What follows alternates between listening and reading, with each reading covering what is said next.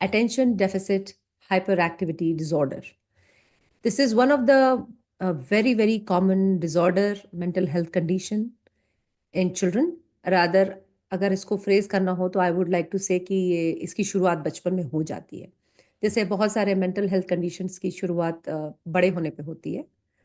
जैसा मैंने पहले बताया, स्किज़ोफ्रेनिया, बाइपोलर, ये सब मोस्टली टीनेज के बाद एडोलेसेंस में उनके सिम्टम्स आते हैं। लेकिन छोटे बच्चों में भी अगर हम कुछ इस तरह की प्रॉब्लम्स को देख सकते हैं, तो वो ऑटिज्म हो सकता है, एडीएचडी हो सकता है। ये काफ़ी आजकल बढ़ते भी जा रहे हैं। तो जो एडीएचडी जो है उसके टाइप्स हैं। जैसे कि कुछ लोग हमेशा लॉस्ट रहते हैं, अपनी दुनिया में रहते हैं। हाँ, क्या, अच्छा, ओ, ऐसे। या फिर लगातार जो इम्पल्सिव, जैसे मैंने अपने वो एग्जाम्पल दिया आपको, हाथ वाला, वो, या हाइपर एक्टिविटी, या दोनों का कॉम्बिनेशन, दोनों चीजें ही, लॉस्ट और इम्पल्सिविटी, या दोनों चीजें हैं, कुछ भी हो सकती है। तो ये डिफरेंट टाइप्स के एडीएचडी के सिम्टम्स होते हैं। स्पेशली ये ज्यादा दिखेंगे जब बच्चा जो है वो टीनेजर है, या उससे ट्वीन में मैंने बोला। सो मतलब स्कूल में जब आपने सुना है ना कि केयरलेस मिस्टेक, या अरे जस्ट ये it was a careless mistake, as a teacher also I don't like this, because that is what your job is, right? As a student, that's what your job is, that you have to pay attention. But that doesn't mean कि एक careless mistake और 10 careless mistake के आधार पर हम ADHD की घोषणा कर दें, बिल्कुल भी नहीं। That is also not fair. जैसे कोई लेक्चर चल रहा है, स्पीच चल रहा है, उसको समझ नहीं आया क्या था यार, पता नहीं क्या था यार, और या फिर उनसे कुछ बोला जा रहा है तो वो सुन नहीं रहे हैं। हाँ, ये वाला डिस्ट्रैक्शन तो बहुत कॉमन है। अपने स्कूल का काम पूरा नहीं कर पाना, जो काम दिया जाए उसको पूरा नहीं कर पाना, बहुत ही मेसी रहना, मतलब अपने काम को सही नहीं कर पाना। वैसे भी ये एक अलग बात है कि अगर आप किसी भी तरह से बहुत ज्यादा डिस्ट्रैक्टेड हैं और मतलब ना फोकस नहीं कर पा रहे हैं, तो आपको सफाई करनी चाहिए। When you start using your hands, okay, brain जो है ना आपको हेल्प करता है काम डाउन होने में। इसीलिए एडीएचडी के लोग जो हैं वो बड़े गंदे से रहते हैं। और वही, मतलब डेली का काम नहीं कर पाते, और कुछ भी चीज को मतलब एक रिस्पॉन्सिबिलिटी आप उनको नहीं दे सकते।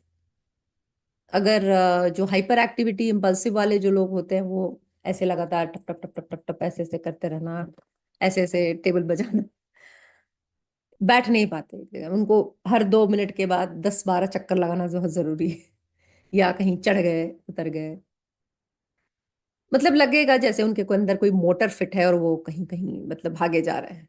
बहुत ज्यादा बोलते हैं, अननेसेसरी, रेलेवेंस नहीं रहता, इरेलेवेंट बातचीत होती है, और आपको बीच में इंटरप्ट कर देंगे। तो इस तरह की चीजें आप अडल्ट्स में भी देख सकते हैं, और बच्चों में तो होती है।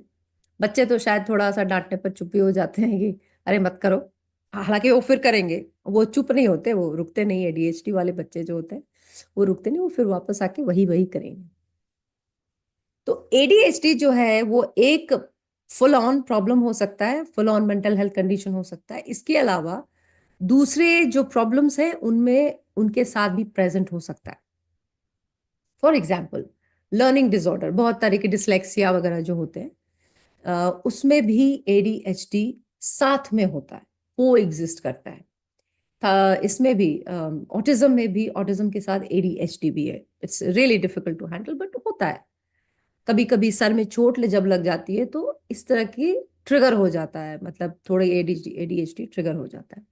कई बार थायराइड की वजह से भी हाइपर एक्टिविटी दिखने लगती है।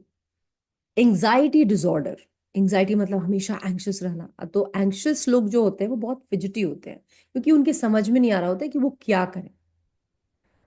या फिर कंडक्ट डिसऑर्डर, ये बहुत कॉमन है, डिफाइंट डिसऑर्डर बच्चों में। कि अगर किसी बच्चे को, शायद आपने देखा भी हो, ऑब्जर्व किया हो अपने आसपास, कि अगर आप किसी कुछ बच्चों को कुछ बोल दें कि बेटे ये करो, वो पक्का वो नहीं करेंगे, मतलब वो डिफाई करेंगे उसको, डिफायंस। तो ये वाले जो सिम्टम्स जब होते हैं किसी बच्चे में, तो उसके साथ भी एडीएचडी हो सकता है।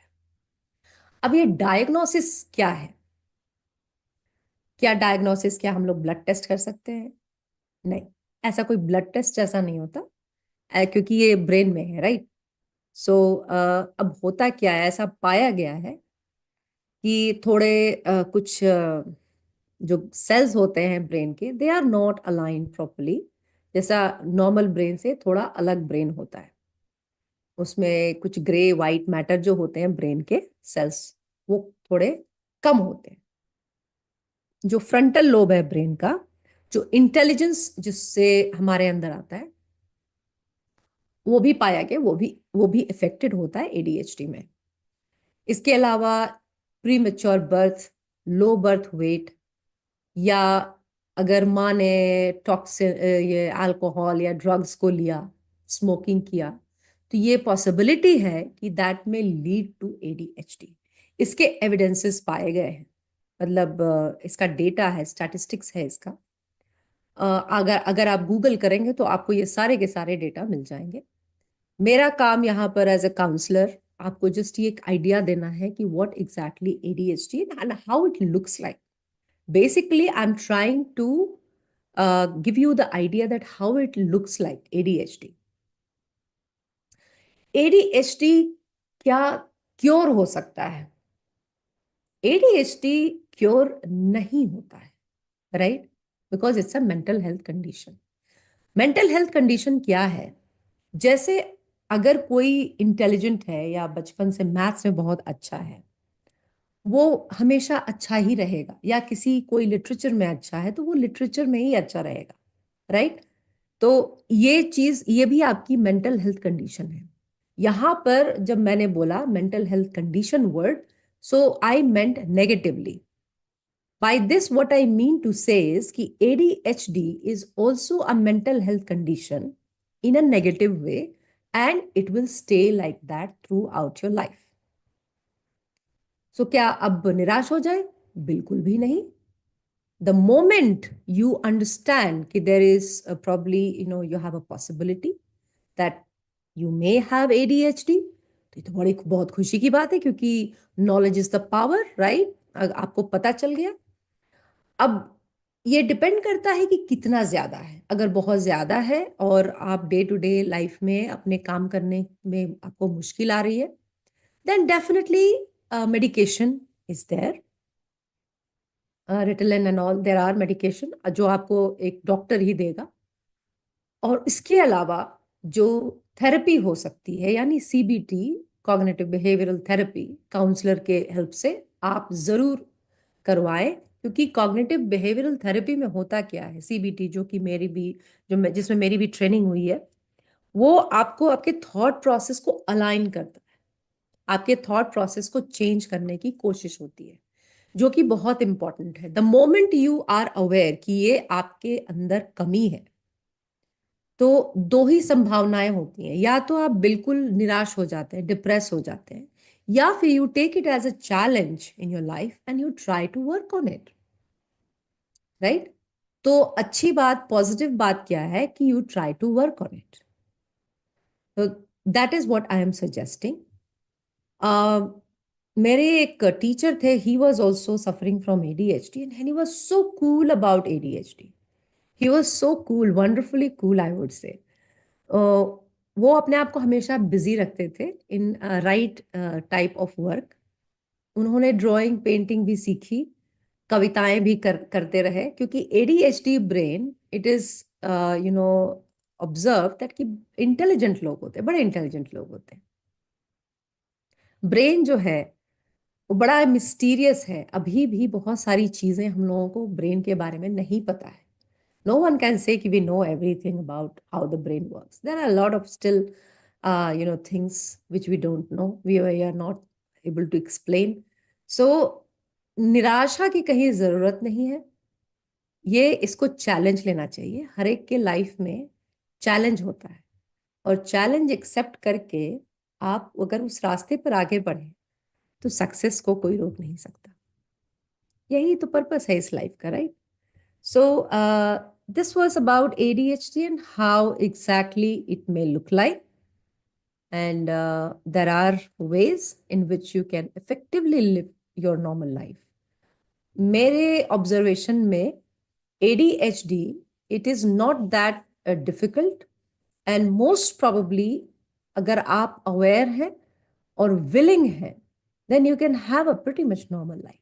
There is nothing, unexpected, or it is. I'm not just giving you a vague idea. It's absolutely correct. कि अगर जिसको भी ADHD ने, if they want that, नहीं यार, because तब आप सेल्फ रियलाइज करके उस चीज को अपने आप को रोक लेंगे, राइट? और अगर आपको इसमें मुश्किल आती है तो medications are there which can be very helpful. So next week, next time when I meet you, I want to do a video on autism, first hand information, because even my daughter has autism, so I understand कि ये कैसे होता है, and I will explain you not from a counselor's view, also from a mother's perspective. So see you then. Have a very, very amazing life.